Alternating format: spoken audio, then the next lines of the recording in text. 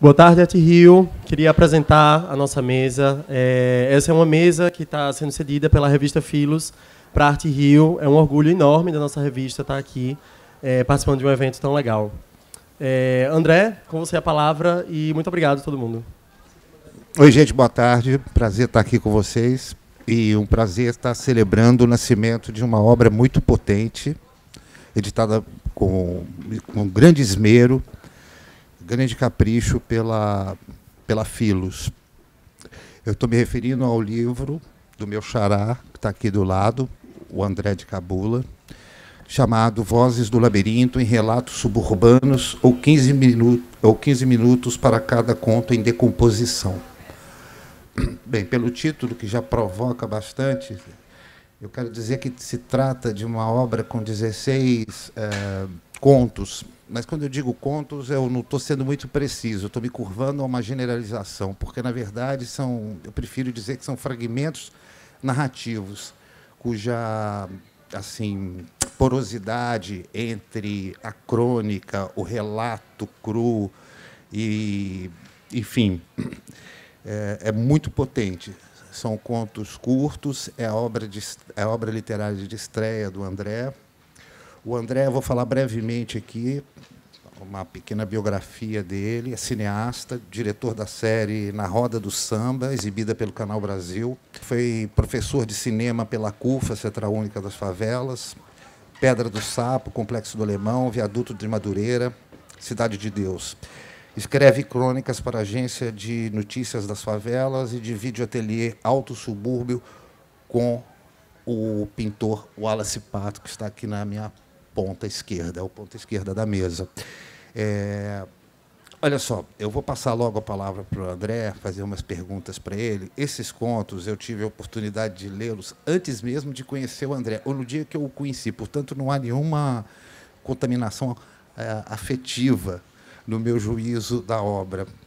De fato, eles me surpreenderam pela linguagem, não é? Pela poética e pelo conteúdo. O conteúdo é o mais violento que você se pode imaginar. São contos suburbanos, mas no sentido que se passam, e mesmo assim eles se passam em territórios,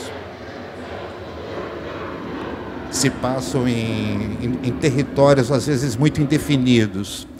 E existe um anonimato nas vozes desse conto, nas vítimas da brutalidade da polícia, da brutalidade das próprias facções, enfim. O que é singular nesse livro, de par disso tudo que eu estou falando, da linguagem, que é uma linguagem estranha, uma linguagem que desloca a sintaxe, que não é um relato assim documental, nem um relato lírico, é alguma coisa incômoda. Mas e outra coisa importante dizer desse livro é que esse livro surgiu, ou pelo menos ele foi gestado, de uma forma coletiva. Coletiva, quando falo, é porque ele foi gestado no ateliê do Wallace Pato. E o Pato é o autor das ilustrações, das pinturas que ilustram o livro. E isso não é um mero adereço na obra. É mais do que isso. Essas linguagens, elas deslocam um pouco a narrativa. É como se elas fossem, mais ou menos, repousos dentro da narrativa. Então, eu queria saber do André, agora, o seguinte. Eu queria que você contasse um pouco, André, para nós, como é que a genealogia, como é que surgiu esse livro, e que falasse um pouco também dessa parceria, por favor. Claro. Poderia simplificar, sistematizar um pouco a construção desse livro, dessa obra, dentro de aparatos ideológicos, ideais, utópicos, na construção de um ambiente propício para deslocamentos de pensamentos, para as pessoas se integrarem. Isso surgiu, na verdade, num bar que se chama Portuguesa. Lembra disso, irmão? A gente estava bebendo... Esse bar é do lado do monumento. Na verdade, o bar é um monumento ao Pixinguinha. A gente estava procurando imensamente... Ele fica onde? Ele fica em Olaria. Quer dizer, toda essa região... Porque tem que ir do início, né? Toda essa região ao qual, aparentemente, é influenciado a maioria dos contos, é de um subúrbio, mas ele é de um subúrbio que quer falar para todos os subúrbios do sistema do capital. Então, em algum determinado momento, acredito eu, 1 ano antes da pandemia, eu e Pato, a gente já bebia aos domingos e aos sábados, nessas regiões, querendo fazer encontros com outros artistas locais, que pudessem trazer experiências de vida e experiências locais que pudessem granjear e engrandecer a nossa vivência, a nossa colocação no mundo da arte. E foi no monumento do Pixinguinha, que inclusive é um monumento de ferro, que tem uma mesa de bar, que você literalmente é convidado a sentar com ele e conversar. E num dia, numa sexta-feira à noite, a gente decidiu que todo sábado à tarde a gente sairia para todos os bares do subúrbio carioca para descobrir os novos artistas e fazer interações entre ateliês e etc.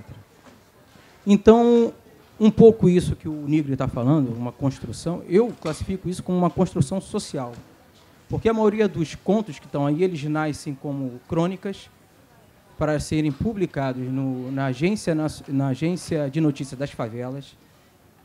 E depois dessa interação e desses debates, e deixar bem claro que o fato de haver divergência entre esses artistas, muitos conhecidos hoje em dia, não tem nada a ver com nada ofensivo, quer dizer, esses debates foram grandiosos para a compreensão da onde a gente estava falando, daquilo que a gente estava pensando.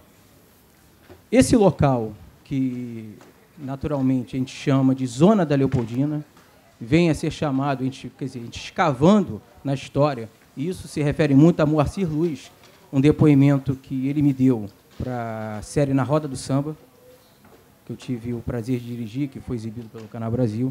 Ele fala de um termo que a gente até então não conhecia, que era muito como um polo agregador e cultural daquela região, justamente durante um período, anos 60, 70 e 80, que todos os artistas, de alguma forma, estavam acometidos pelo AI-5. E durante esse processo, no subúrbio carioca, isso não chegou lá. E foi extremamente frutífero. Inclusive, o ápice desse processo foi a Bete Carvalho descobriu o fundo de quintal. Então, ali era um ponto de encontro no qual foi nomeado como o Alto Subúrbio, que virou o nome do nosso ateliê. Então, mas eu gostaria de recorrer aqui, nesse encontro e nessa função social que o livro reúne, artistas como Miguel Afa, um Rena, um Life, e aqueles que não são daquela área, mas que contribuíram muito, mas que entendem do riscado, como Juliana Aragão, uma grande surpresa nossa, o Nigri, esse coração aqui inconfidente, é mineiro, não sabe se é mineiro ou carioca mais, né? Mas bebe 2 cervejas, vira confidente, né, meu irmão? Há um meme com seu figurativismo sintético, jamais esqueceria de expor na frente do teu pai, meu parceiro. E se há algo que eu posso aprender com alguém, nisso sou seu discípulo, gostaria de apresentar o Wallace Pato. E, na verdade, esses grandes nomes que me influenciaram a escrever esse livro, a concluí-lo, né? Esses grandes só nos falam quando a gente tem, ao menos, ouvidos e alma para ouvi-los. Só quando temos nós mesmos as raízes, pelo menos daquilo que floresce neles.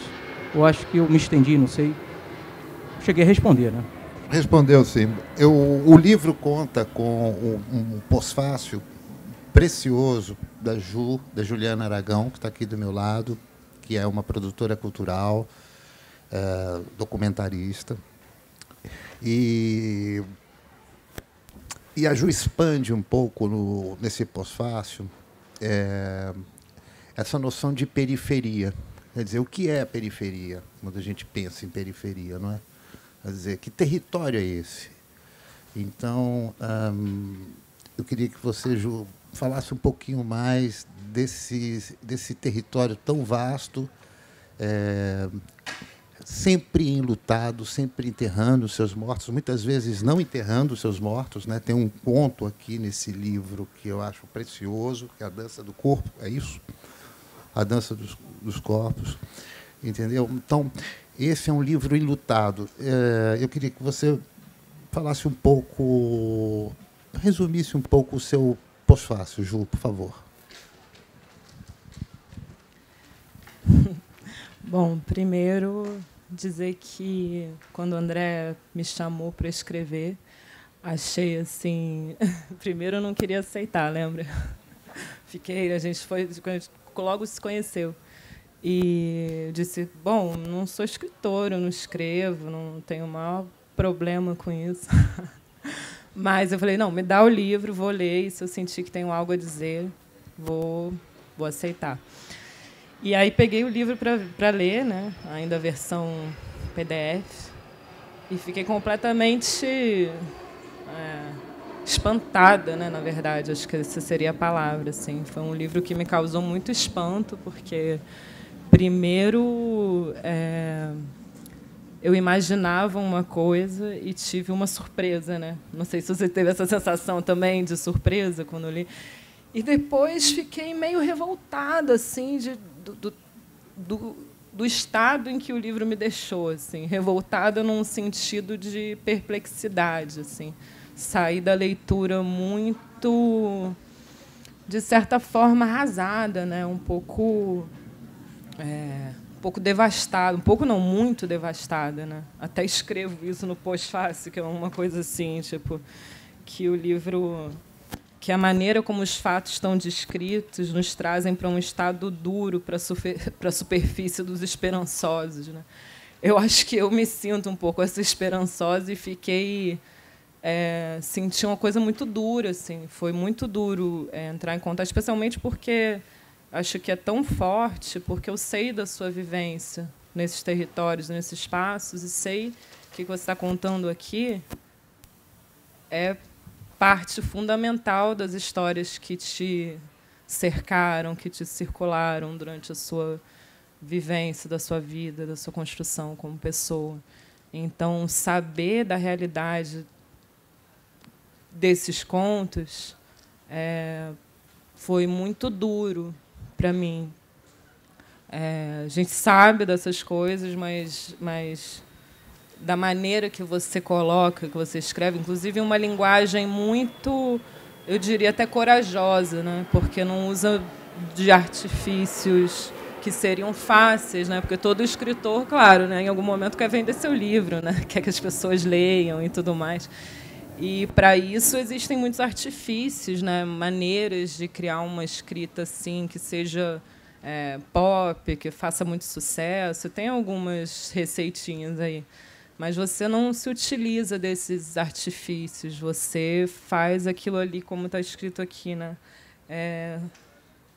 Só um minutinho. Uma coisa que tem escrito, que eu retirei do seu texto, que é apenas a natureza implacável do próprio homem sobre o outro. Não é mais que isso, sabe? É uma sucessão de histórias, de cotidianos que seguem acontecendo, e que é esse encontro implacável de um homem contra o outro, da vida acontecendo ali diante de tantas violências e brutalidades perpetuadas nesses territórios.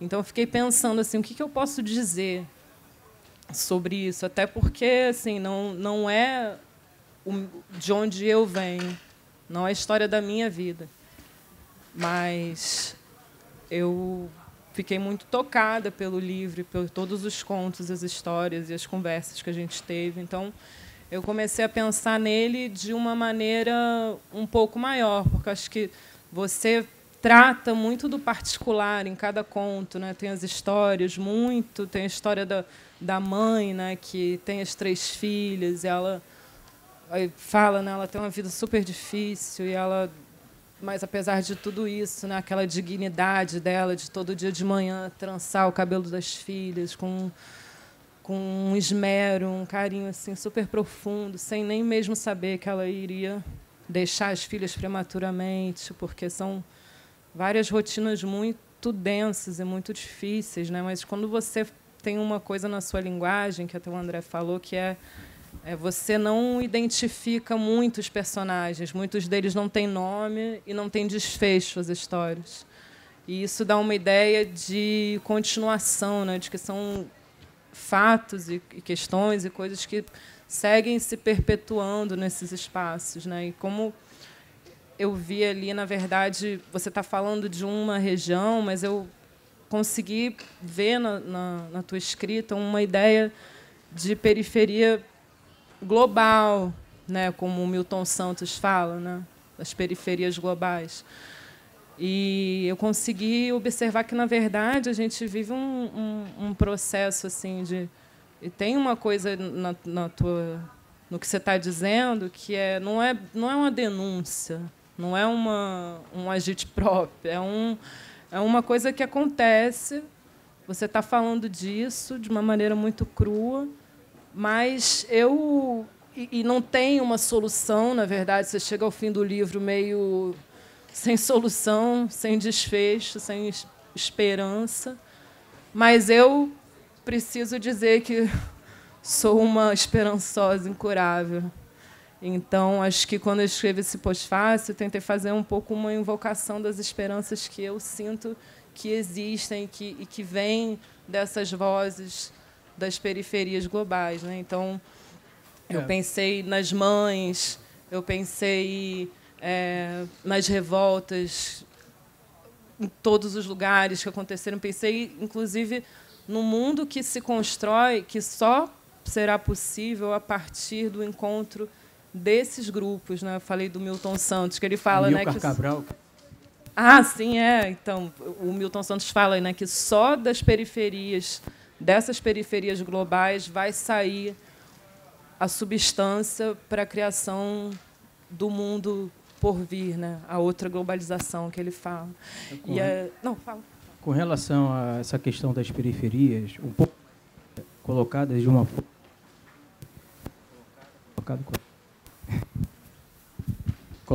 forma mais profunda, pois isso aqui dá bem melhor. Colocar de uma forma mais profunda e talvez um pouco mais ampla, foi quando eu descobri um livro chamado Dialética da Dependência, de Rui Mauro Marini, com a participação e o acompanhamento de Vânia Bambirra e Teotônio dos Santos. Era um grupo de intelectuais dos anos 50, muito militante, anos 50 e anos 60, que foram expulsos pela ditadura, mas que conseguiram um grande lastro pela América Latina inteira. Inclusive, Rui Mauro Marini vai ser um dos dirigentes da MIR, Movimento Esquerda Revolucionária do México. Bem, a teoria que ele trabalha é de superexploração do trabalho e subimperialismo. Esses termos vão, inclusive, influenciar Eduardo Galeano no livro As Vias Abertas da América Latina. Na sua introdução, muito bem perceptível isso, né? Que a introdução dele é 25 milhões de crianças no centro das tormentas. Trocando em miúdos, ele vai dizer que essa periferia de que eu falo aqui, que eu posso dar esse exemplo, ela está dentro de uma outra periferia maior, que é a periferia global. Quer dizer, a gente poderia traduzir isso como o terceiro mundo, sul global, etc. Antigamente se falava dessa forma, né? E que não pode ser esquecido, porque a coisa só se intensificou, né? O neoliberalismo chegou, está devastando tudo. Bem, portanto, é uma periferia da periferia. Mas se a gente colocar uma lupa um pouco mais... olhar para esse território, por exemplo, o AFA, o qual eu citei aqui, ele é do alemão. Mas se ele tiver um vizinho que é homossexual, então já é uma periferização da periferia. Se você conseguir entender que, a partir dessas periferias, há outras periferias lá dentro, há outros territórios muito mais acossados, e se você botar o agravante do gênero e da cor, né? Então, isso foi fundamental para alguns contos, como um conto que o Pato, inclusive, esse conto virou uma tela, né, irmão? Condenados da Guerra. que eu mesmo botei o nome de Menino Multidão, né? Porque falava de todas as... o menino falava de todo mundo, falava de mim, falava de todos os meus amigos, falavam de todos os meninos das margens desse país. Eu fiquei com isso na cabeça de menino... fiquei com isso. Pô, Menino Multidão, mas esse cara que ele fala é uma multidão de pessoas. E aí, isso me influenciou para me fazer uma pintura, que falava exatamente as coisas que ele estava tratando no conto. Tudo mais. E é isso, a gente tem essa relação o tempo todo, com essa troca, né? De ele estar escrevendo e eu estar pintando, e de repente ele sai do lugar dele, onde está escrevendo, vai lá, entra dentro das minhas pinturas, meu irmão, porra, olha isso aqui, cara. E vai todo mundo participando de tudo e a gente vai construindo. E aí, ele é praticamente autor de todas as minhas pinturas. Eu só pinto. Mentira. Mentira pra caralho. Mas é uma interação importante, né? Eu queria falar um negócio que é o seguinte. A Ju falou muito e o André também. São contos muito... Eu já me referi a eles assim, e volto a dizer, muito enlutados, sem esperança. Mas, curiosamente, o livro é estruturado de uma maneira que talvez tenha uma faísca aí. Não é? Eu quero dizer assim, a introdução, o texto introdutório do André, claro, que abre é um pórtico que abre para esses 16 fragmentos que montam esse mosaico de brutalidade, violência, enfim, morte.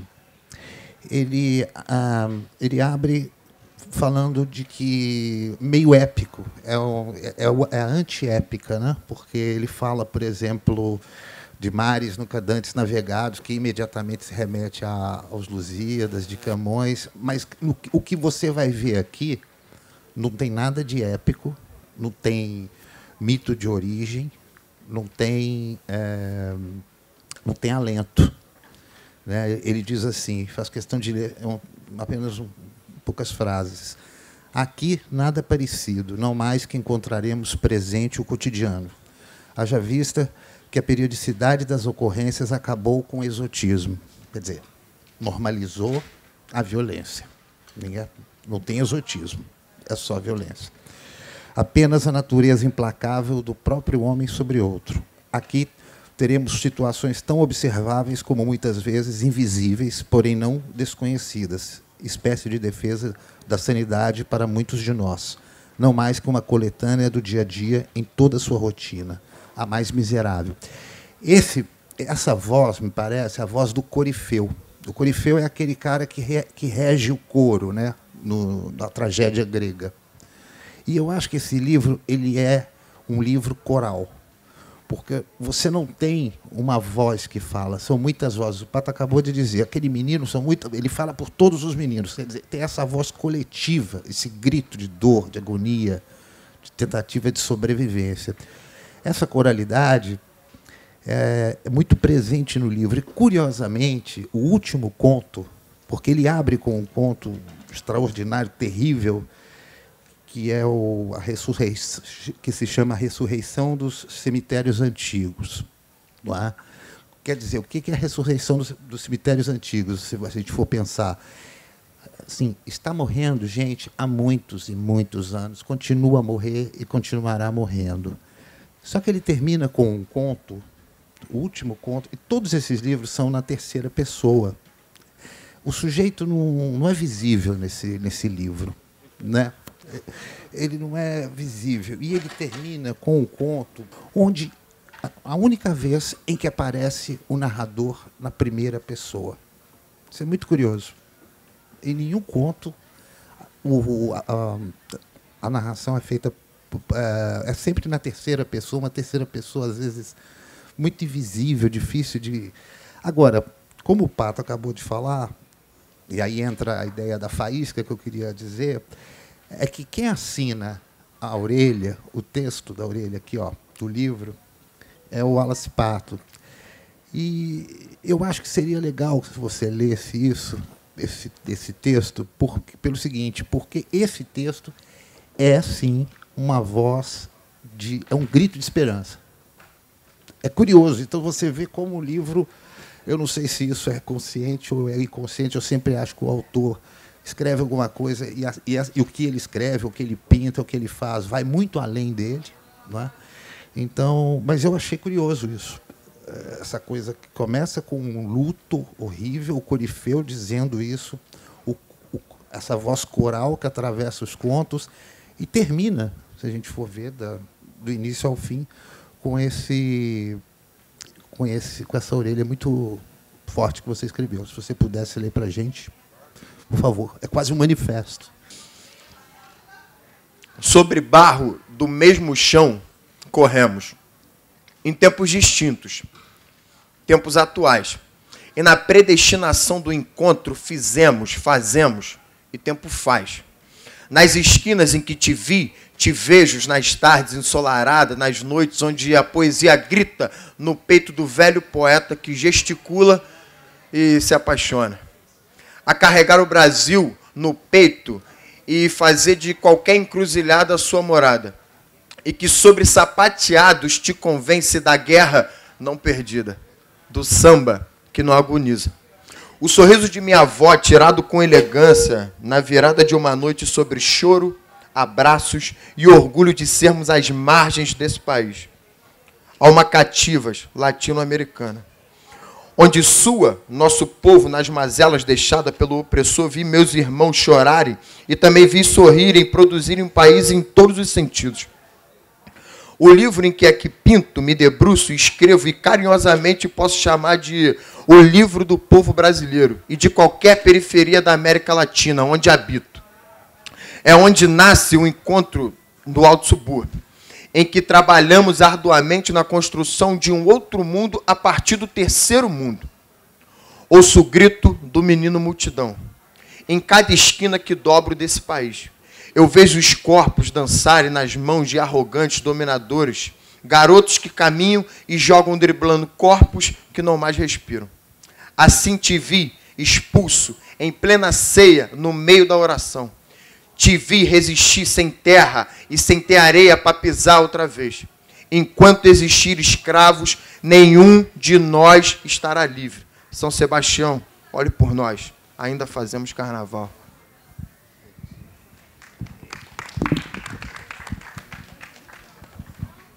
Ju, você quer falar alguma coisa? Não, eu achei que você... Você... Eu queria falar pra caralho, mas eu não consigo. Termina. Não, fala aí. Eu tô falando muito aqui sozinho. Eu queria falar um monte de coisa com esse cara, mas eu não consigo, vamos ficar chorando. Eu queria dizer isso para o André também, que apesar da dureza, da crueza dos fatos aqui narrados, o livro tem essa capacidade de levantar uma faísca final, porque acredito que tanto o que o Pato escreveu quanto o que eu escrevi a respeito é uma evocação de esperança, de luta e de futuro, sabe? É uma evocação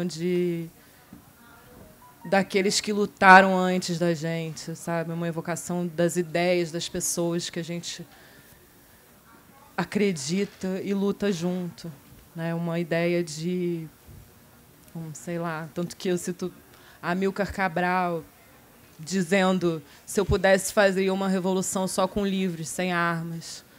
É esse tipo de luta e que eu acho que a gente tenta empreender juntos, né? O André é um cara, como o Pato falou, assim, cara muito entregue a todo tipo de causa, assim, pela arte, pelo país, pelo Brasil, pela América Latina. É um cara comovente mesmo de se ter por perto, assim, que depois se tornou um grande irmão também, não na época, mas hoje. E eu acho que, no final de tudo, o que a gente tenta fazer, a gente sai disso tentando evocar esses antepassados aí, essa luta, né? Porque não somos só Brasil, né? Somos México, somos Guiana, somos Venezuela, somos Argentina, somos Angola, Cabo Verde. E vamos lutar juntos, né? Sempre, sempre. Apesar de todas as mazelas e as violências perpetuadas, né? Como o Pato falou. Ainda fazemos carnaval, ainda fazemos maracatu, ainda batemos bola, ainda jogamos futebol de várzea, ainda nos encontramos com o Silvinho ali no final de semana, ainda soltamos balão na penha. Enfim, subversivos. Mas é isso, estou querendo falar, na verdade, a respeito de toda essa... Como eu poderia chamar isso? A respeito dessa festa furiosa que a gente segue fazendo, apesar de... E não porque, mas apesar. E eu acho que esse livro, toda a dureza, nos incita de muitas formas a ir ao encontro uns dos outros. Assim, a saída é coletiva e acho que a gente tem que ter mais coragem de acreditar, de se emocionar, sabe? Ficou cafona acreditar, né? Mas vamos seguir. Eles acreditaram antes de nós, não é não? As mães de Maio, as mães da Praça de Maio, as mães de Manguinhos, Darcy Ribeiro, Brizola, Lélia, Amilcar, Fanon, Milton Santos. Tomás Sankara, né, mulher? Não. Enfim, é isso. Queria te agradecer a honra imensa de não só estar junto nesse livro, mas de estar junto na vida, nessa luta e nessa construção maravilhosa que é poder pensar o mundo e o Brasil através dessa ótica tão firme, crua, mas também afetiva. Acima de tudo, é uma das figuras mais afetivas que eu já conheci na minha vida. Bem, então eu vou passar para o André dar o último recado, que eu acho que a gente está chegando ao fim aqui. E também fazer as palavras da Juliana a minha, porque quando eu conheci, volto a dizer, muito por acaso, a Ju e o André, 10 minutos, e depois veio o Pato, veio o Guilherme, veio o Rico, veio tanta gente, e eu que estou morando no Rio há tão pouco tempo, fui abraçado por essas pessoas. Então, realmente, essa afetividade, para mim, que lido com literatura há tanto tempo, no jornalismo, e ver uma obra e celebrar, e participar da celebração do nascimento de uma obra como essa, é uma grande satisfação. É uma grande satisfação. Obrigado. Gostaria aqui de ler um trecho, e parece que essa questão labiríntica, né, dos contos, a forma que eles se apresentam, que parece não ter esperança, mas eu acho que eu encontrei uma brechinha aqui, que pode ser um pouco contraditória. Vamos ver. O conto chama-se A Propriedade. Só para ambientar vocês, estamos numa ocupação. Despertou num susto, como que asfixiada. A barriga reclamava quase 2 dias. Virou o rosto, imóvel, montoeira de carcaças, poças dos bueiros entupidos.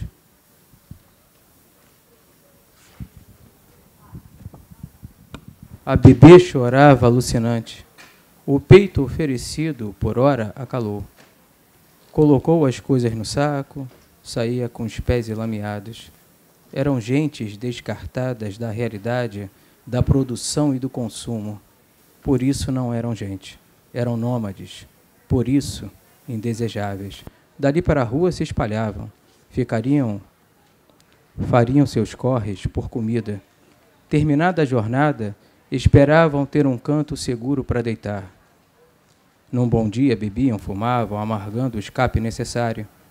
Nem se sentiam pertencentes só à miséria, nem só à fome, nem ao desespero, nem à indigência, mas, por vezes, à revolta. As estações de ônibus imprimiam bem esse estado. A juventude sem perspectiva se drogava. Sem propósito para tanta energia desorientada, nas madrugadas deixava sua marca, como única forma de contato. Energias sem orientação eram as marcas da periferia. A revolta, ainda que encoberta, estava em todo lugar. Bem, é isso aí, tá? Obrigado para todos vocês, Pato, Ju, Xará. Obrigado. É isso.